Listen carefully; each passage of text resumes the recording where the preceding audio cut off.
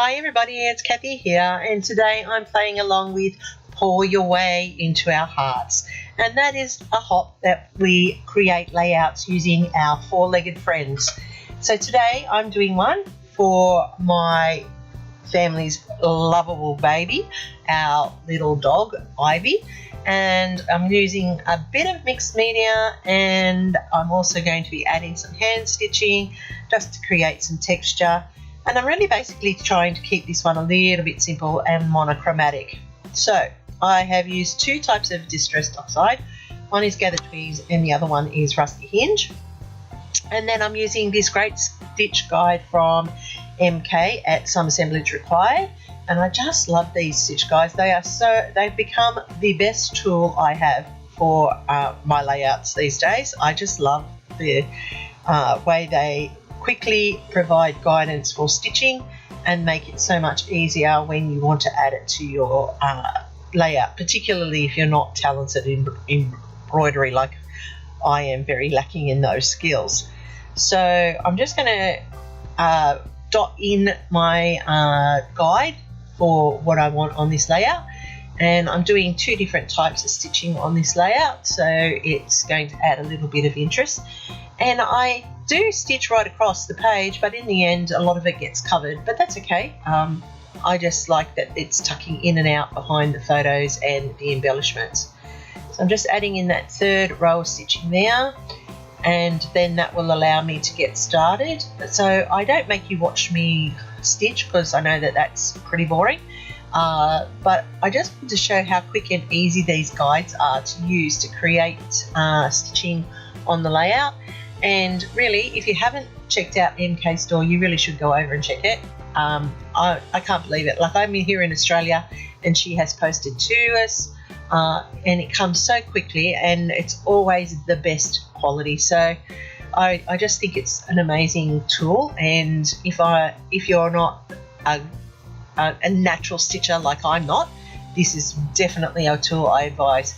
So you can see there that I have stitched now the 3 lines in. I've done 2 with the brown and 1 with the white, and I'm now going to add in some textured paste through my stencil here, and I just want to add a little bit more to the background just to add a little bit more creativity. I've got this mixed dot one, and then I have this swirl one which kind of reminds me of the dogs playing in the mud and things, where they leave the little splutters and little crevices with their paws as they go through the mud and play in the water and ripples and things. So I just wanted to add that in behind my layout feature down the side. Now I have these 2 papers here. One's got the dog's paw prints on it, and the other one's got paw prints, got dots and bones, which are very typical of dogs. And I have my 2 photos here of Ivy. Now these photos were taken by my daughter in her car while she was waiting for my husband at the doctor's one day, and they had to go. Poor old Ivy, she cannot be left alone. So if they're the last ones leaving the house, then she goes with whoever's leaving the house last. She just has never been left alone since we've had her, and the thought of leaving her alone now would be just horrendous for her. So I am adding in these die cuts here. They are like heartbeats, and I just wanted to incorporate those as another feature of interest to the layout here on these horizontal lines. She is like the heartbeat of the family at the moment. It's really funny how quickly this little dog, who was bought for my youngest daughter during COVID and in the time where she really needed that extra support, has become such a family staple in everybody's lives. Like, she just is so excited to see everybody come home every day, and they all take their 5 minutes with her when they get home. She's a very, very spoilt little girl. She's a very, very spoilt princess. That's what we call her. So I'm just popping up this photo here with the foam tape. That's to give it some dimension and to lift it up off that background a little bit, but also to just highlight the photo of her a little bit more with both of those on that page. So I'm just going to build a feature down the left-hand side of the page using all different hearts that I've die cut using the paper and the brown cardstock, and that's just lifting it and providing a little point of interest down the side. And I do like how these hearts layer nicely together. They are a mixture of dies that I have, and I just cut quite a few of them, probably too many, but that's okay. Rather have more than not enough. And the rest will just go into the stash and be used somewhere down the track on a card or another layout somewhere. So I'm just layering them up. Some will be popped up on foam tape. I'm just making sure that I've got a mix of darks and lights, and I really do like how the monochromatic is coming. I went off screen and stuck all those down, and as I said, some of them I popped up on foam tape. I then die cut the title, and I did a double die cut and then glued them down on top of each other to give a bit of density to those thin letters there. And I do like this die cut. They do have a really thin letter stance, which is nice, and you get quite a lot in a small amount of space. So I'm calling it Pawsitively loved because she absolutely is. She is our little darling. She has poured her way into every single person's heart in the family.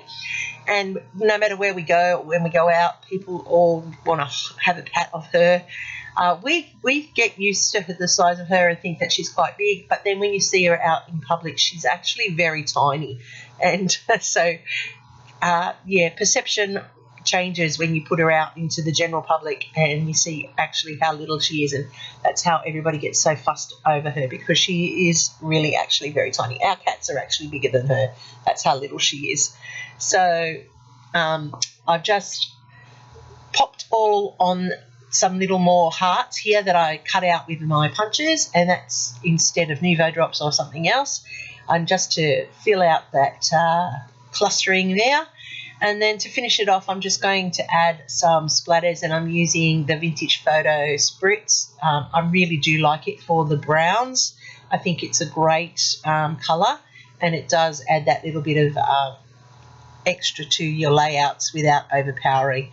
And I'm not putting it all the way around, just only in a couple of spots, and I'm leaving a lot of the white background there to show through as well. So that's how quickly and easily this layout has come together. It's got multi-dimension to it with the paste and the oxide inks and the die cuts and the hand sewing. So you can see how quickly and easy this layout is created, but effectively looks quite complicated when in fact it's actually just layering on top of each other. So you too can create and have some fun with this type of an activity on your layouts. Go and check out everybody who's playing in the playlist link down below. There will be some very cute layouts for sure, and our babies do pour their ways into our hearts. Happy scrapping till next time, everybody. Catch you in my next video. Don't forget the thumbs up and hit subscribe.